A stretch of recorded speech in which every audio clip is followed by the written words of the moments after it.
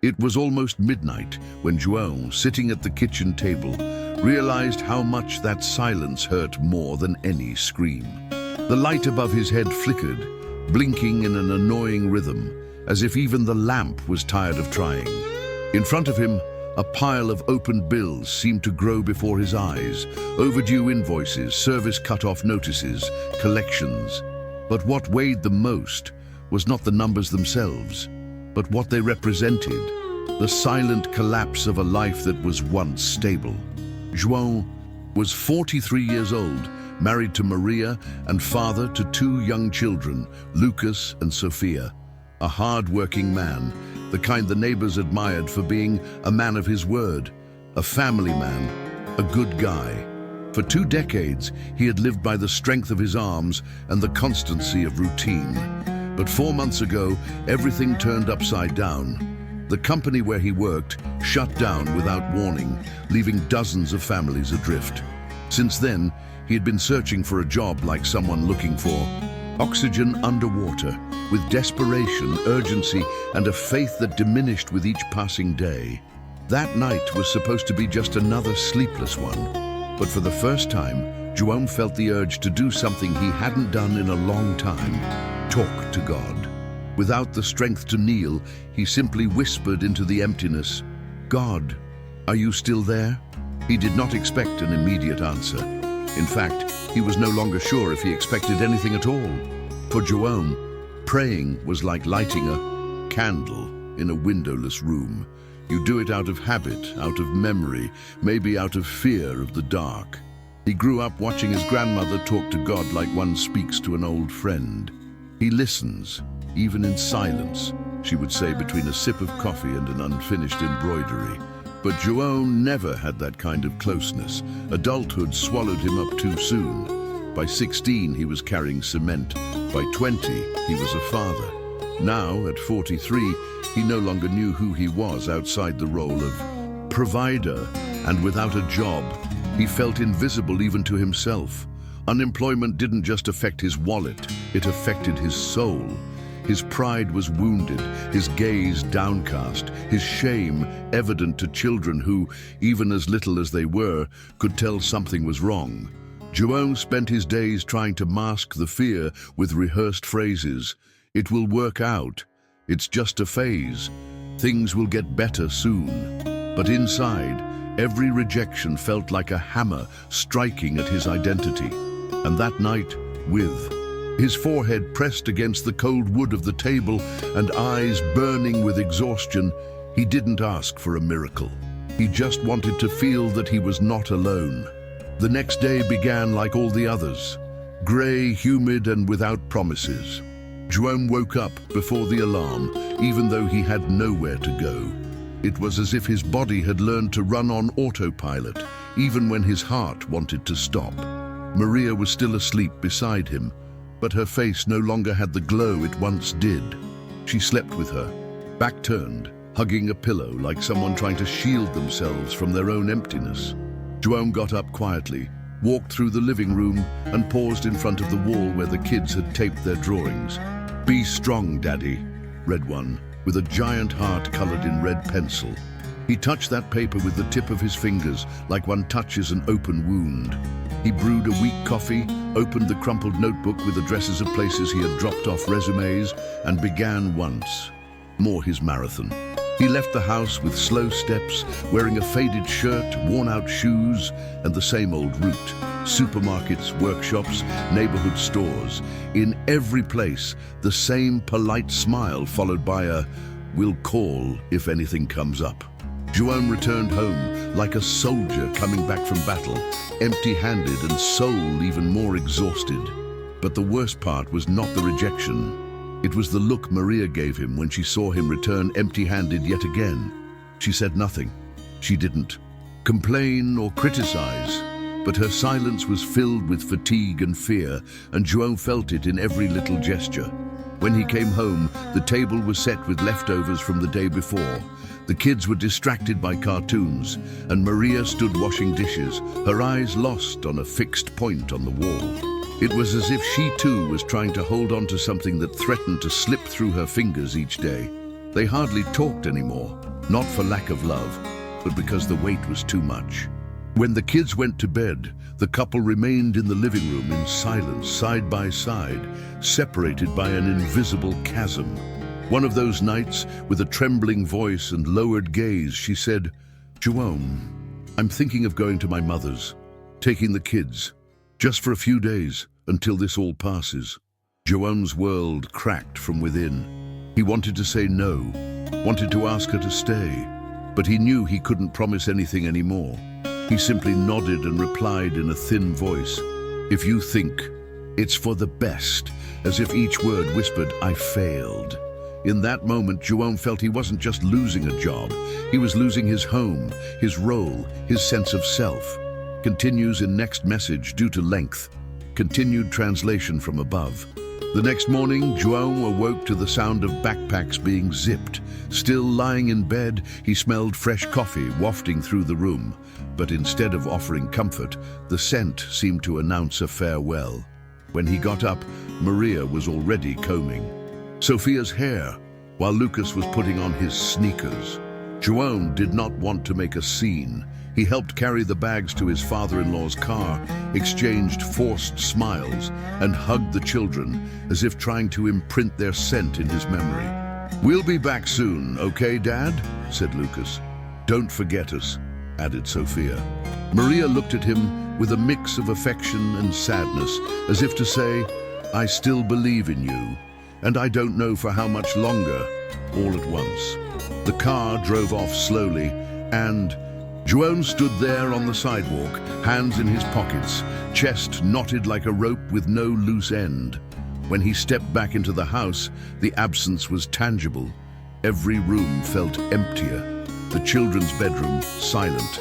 The couch enormous. The wall with the drawings now colorless. For the first time in a long time, Joanne cried out loud. There was no one left to hide the pain from.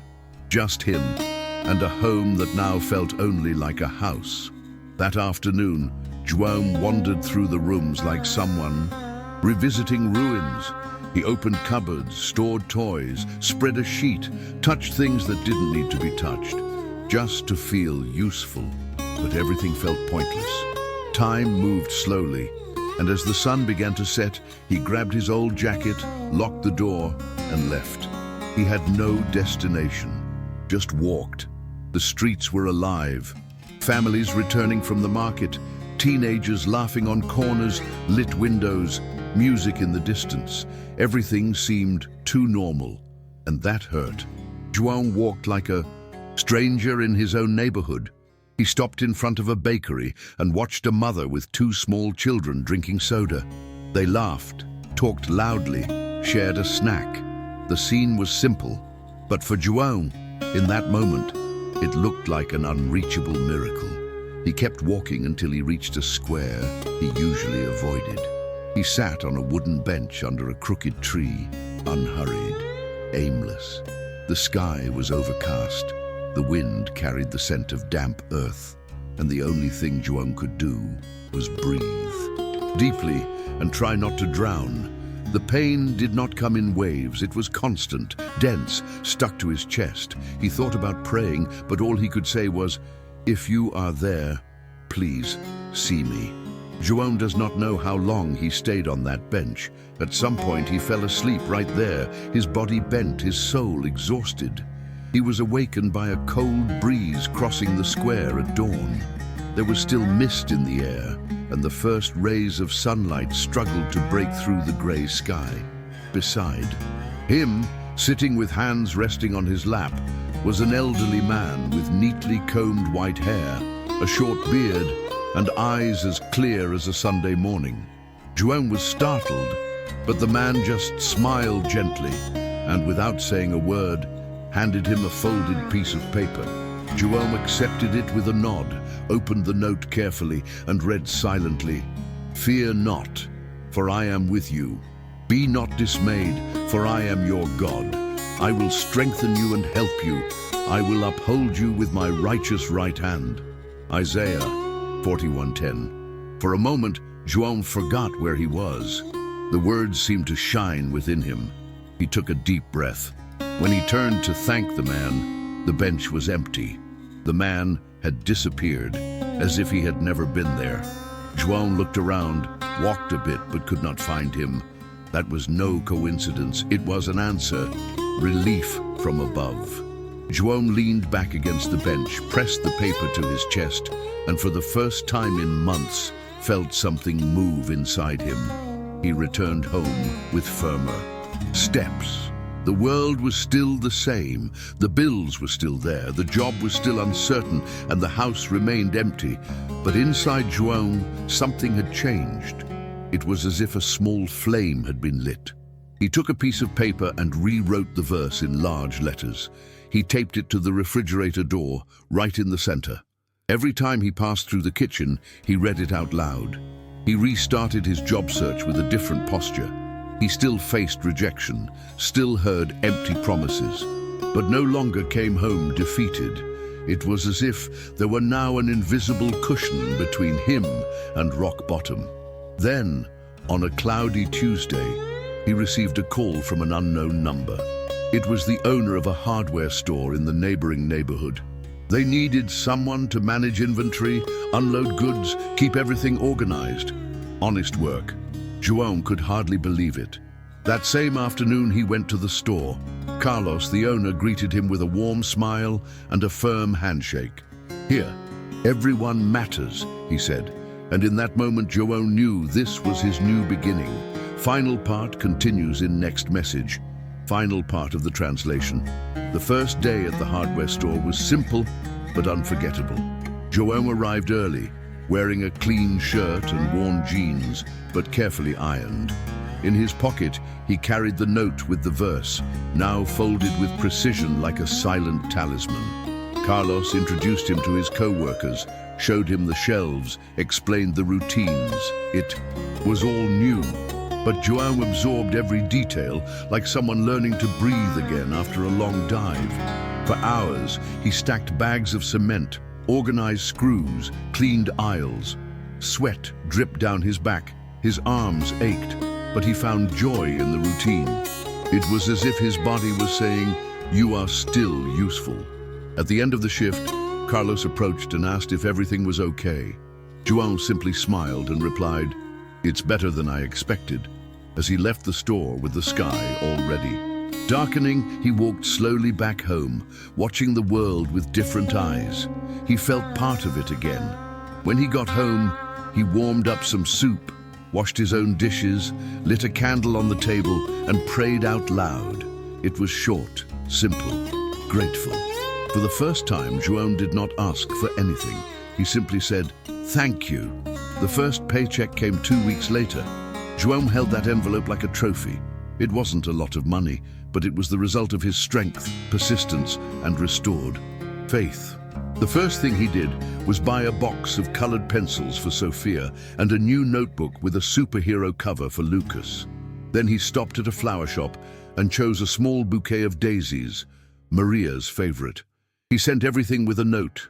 "Come home, the home still stands." That same day, Maria called. She was crying. She said the children lit up when they opened the gifts. João didn't say much. He just confirmed what she needed to hear. "I'm ready." A few days later, the small family arrived with suitcases, backpacks, and hugs. When Lucas ran toward him at the bus stop, João felt time stand still. He hugged the children tightly, and when his eyes met Maria's, there was a silent understanding between them. A new beginning. Not from where they left off, but from a new place. Deeper, more honest. They entered the house, and although everything was still modest, there was a different light there. It was as if love had cleaned the walls and filled the empty spaces with hope. That night, João prepared dinner with his own hands. Fluffy rice, scrambled eggs with onions, and a little flour on the side. Simple, but made with care.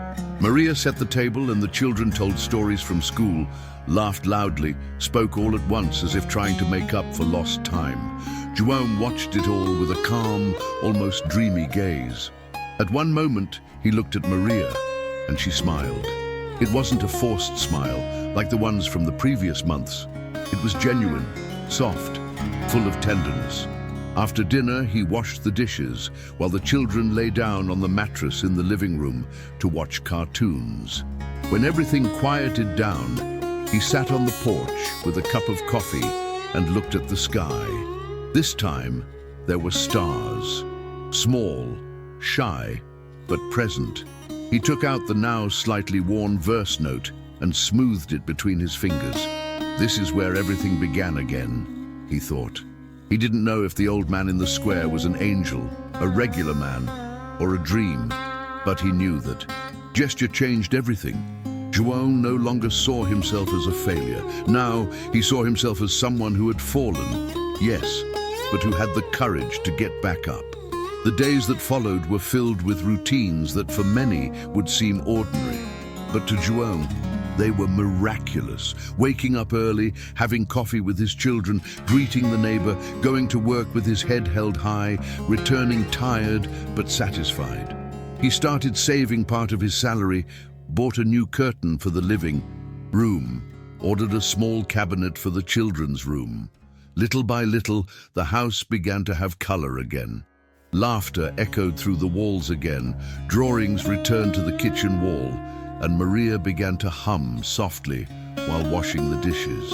João did not talk much about what he had experienced in the square, but every day, before leaving the house, he placed his hand over the note on the fridge and said quietly, "I know the Lord is with me." He still did not have everything, but he no longer felt like everything was missing. He understood that faith was not a magic ladder that takes you out of pain. It was an anchor, something that keeps you steady while the storm passes. And João, after everything, kept moving forward, not because he was stronger, but because now he knew whom to lean on. A few weeks later, João passed by the same square where it had all happened. It was a Sunday with timid sunshine, and he was with Lucas and Sophia, who ran among the trees, laughing like they had never known fear. He sat on the same bench where he had once cried in silence on that cold night when everything seemed lost. He looked around, hoping to see the old man again, but he was not there. Even so, João smiled, because now he understood that that encounter did not need to repeat itself to keep making sense. Sometimes God answers in the form of silence, other times in the form of people, and still others in the form of a handwritten verse on a scrap of paper.